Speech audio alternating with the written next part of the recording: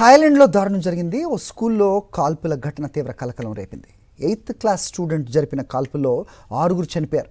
మరో 20 నుంచి 30 మందికి పైగా తీవ్రంగా గాయాలయ్యాయి. మృతుల్లో 3 టీచర్లు, మరో 3 స్టూడెంట్స్ ఉన్నారు.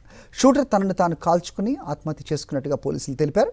బ్యాంకాక్ 20 కిలోమీటర్ల దూరంలోని నొంతాగురి ప్రావిన్స్లో జరిగింది ఘటన. కాల్పులు జరిపిన కుర్రాడు అదే స్కూల్లో చదువుతున్నాడు. షూటర్కు భయపడి విద్యార్థులు కుర్చీలు, బెంచీల వెనక దాక్కున్న దృశ్యాలు సోషల్ మీడియాలో వైరల్గా మారాయి.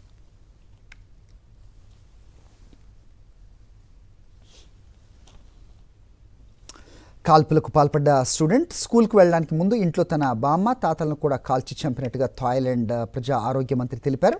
కాల్పులకు ఉపయోగించిన 9mm హ్యాండ్ గన్ అతని తాతకి చెందిందిగా గుర్తించారు. విద్యార్థి తాత కూడా గతంలో టీచర్గా పనిచేశారు.